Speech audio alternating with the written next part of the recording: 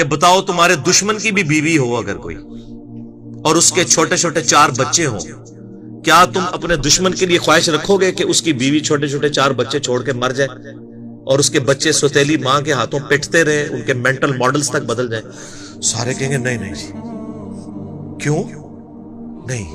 دل پسیجتا ہے۔ اچھا آپ کا دل پسیجتا ہے اور آپ نے ہمیں یہ کہانی کرائی ہے کہ اللہ تعالیٰ ماں سے اتنے گنا اور دادی سے اتنے گنا اور نانی سے اتنے گنا محبت کرتا ہے، تو وہ اللہ روزانہ ہزاروں ایسی عورتوں کو موت کیوں دیتا ہے جن کے 4 چھوٹے چھوٹے بچے ہوتے ہیں؟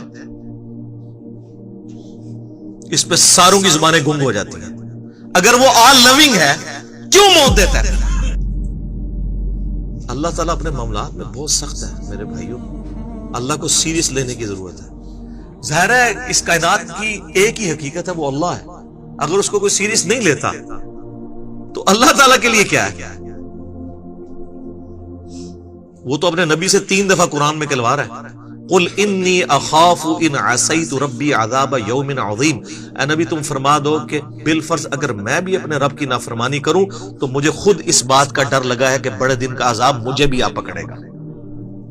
جی سورۃ الانعام، سورہ یونس، سورہ الزمر، 3 سورتوں میں یہ ایک آیت 3 دفعہ آئی۔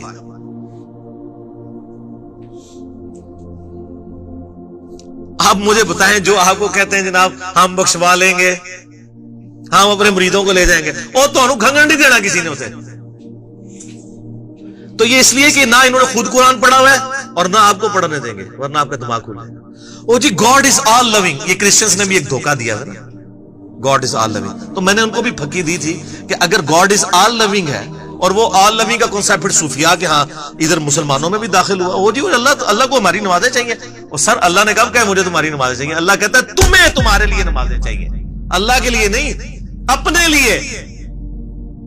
گاڈ از آل لونگ، او آل لونگ اس کے لیے ہے جو اس کا بندہ بن جائے گا، باغی کے لیے نہیں۔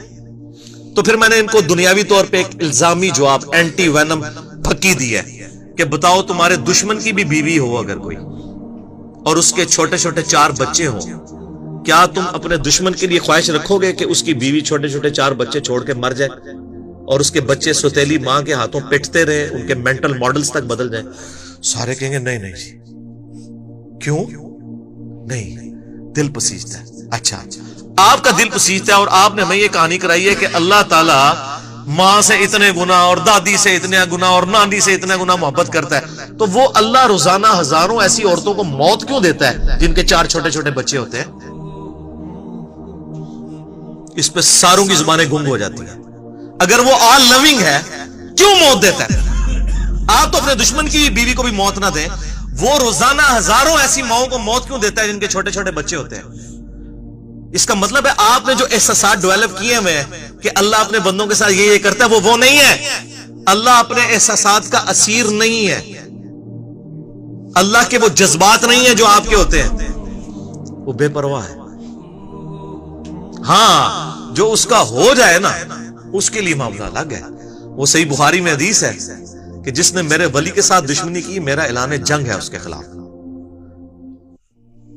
اور انسان میرا قرب نہیں حاصل کرتا مگر فرائض کے ذریعے اور نوافل پہ استقامت کے ذریعے اس لیول پہ پہنچ جاتا ہے کہ میں اس کے ہاتھ بن جاتا ہوں جس سے وہ پکڑتا ہے، میں اس کے کان بن جاتا ہوں جس سے وہ سنتا ہے، میں اس کی آنکھیں بن جاتا ہوں جس سے وہ دیکھتا ہے، میں اس کے پاؤں بن جاتا ہوں جس سے وہ چلتا ہے۔ اچھا ادھر ہی حدیث روک دیتے ہیں صوفیاء اور وہ کہتے ہیں نہیں وہ خود ہی خدا بن گیا، ایتھو ہاتھ پائے گا انج ہو جائے گا۔ وہ آگے پڑھو کیا لکھا ہوا ہے، وہ جب اپنے دشمن کے اگینسٹ مجھ سے پناہ طلب کرتا ہے میں اسے پناہ عطا کرتا ہوں۔ اگر وہ اللہ ہی سے پناہ طلب کر رہا ہے تو وہ پھر ہاتھ مارنے جو تو نا، یہ ہاتھ بن جاتا ہوں، پاؤں بن جاتا ہوں، کان بن جاتا ہوں، اس سے مراد یہ کہ اس کا اوڑھنا بچھونا پھر میں ہی بن جاتا ہوں۔ قل ان صلاتي ونسكي ومحياي ومماتي لله رب العالمین، اے نبی تم فرما دو بے شک میری نماز، میری قربانی، میرا جینا، میرا مرنا سب اللہ کے لیے۔ اوڑھنا بچھونا اللہ بن جاتا ہے۔ اس حدیث کے آگے الفاظ ہیں، اللہ تعالیٰ ماتا ہے مجھے کبھی کسی معاملے میں ہچکچاہٹ نہیں ہوتی سوائے ایک معاملے کے کہ جب مجھے اپنے کسی مومن بندے کو موت دینی پڑتی ہے۔ اللہ کہتا ہے میں بھی اس پہ ریلیکٹڈ ہوتا ہوں، کیوں؟ میرا بندہ موت کو ناپسند کرتا ہے۔ ظاہر ہے موت تو کسی کو بھی پسند نہیں ہے، انسان زندہ رہنا چاہتا ہے، اور یہ اللہ نے انسان کی کوالٹی رکھی ہے کہ اسے زندہ رہنے کی خواہش ہے۔ اسی لیے اولیاء اللہ بھی جب خطاب کر رہے ہو نا وہاں پہ اسپیکر پھٹ جائے تو وہ بھی یوں کر جاتے ہیں، لا حول علیہم ولا ہم یحزنون. کیوں کرتے ہیں؟ یہ نیچرل اللہ نے رکھا ہوا ہے. کسی اولیاء اللہ کو کہنا یہ سامنے یہ بٹ صاحب کے پاس جو بندوق بڑی خطرناک سی انہوں نے تانی بھی ہے، کسی اولیاء اللہ کو کہنا پڑھ لے کلمہ میں چلان لگاؤ تو آپ دیکھ لیں اس کی کیا حالت ہوگی. یہ اللہ نے نیچرل رکھا ہوا ہے. موت تو اللہ فرماتا ہے کہ میں بھی ریلیکٹڈ ہوتا ہوں، وہ اپنی موت کو ناپسند کر رہا ہوتا ہے اور میں اسے موت دے کے اپنے پاس لانا چاہتا ہوں. پھر کیا ہوتا ہے؟ پھر تو وہ قرآن پاک میں سورہ آمین میں سجدہ میں آیا نا کہ ایسے لوگوں میں پھر فرشتے نازل ہوتے ہیں، ان کو بشارت دیتے ہیں موت کے وقت. اور پھر سنن ابی داؤد میں، سنن نسائی میں بڑی ڈیٹیلڈ احادیث ہیں کہ جب ایمان والے کی موت کا وقت قریب آتا ہے تو باقاعدہ اس کو امادہ کیا جاتا ہے کہ وہ خود کہے کہ میں مرنا ہے. وہ جب سب کچھ دیکھتا ہے وہ کہتا ہے ٹھیک ہے جان دو، پہلے نہیں کہتا جان دو. بڑا مشکل کام ہے. پہلے کہتا کہ جان دو تو حضرت موسیٰ علیہ السلام تھپڑ کیوں مارتے ہیں اسرائیل کو؟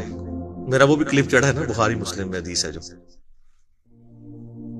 تو یہ بہت سینسٹیو ایشو ہے. اللہ تعالیٰ کے بارے میں آپ اپنے دماغ کھول لیں، یا وہ کتاب کھول رہے ہیں جو بابوں کی لکھی ہوئی نہیں ہے کتاب، یہ اللہ کی نازل کردہ کتاب ہے. اس کو اسی طریقے سے سمجھنا ہے.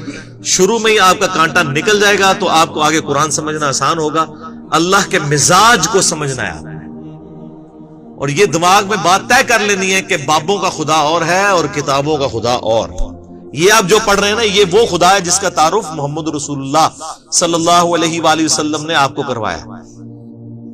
یہ وہ خدا ہے جس کا تعارف پیغمبروں نے کروایا اور پیغمبروں نے ان کتابوں کے ذریعے کروایا جو اللہ نے ان پہ نازل کی تھی.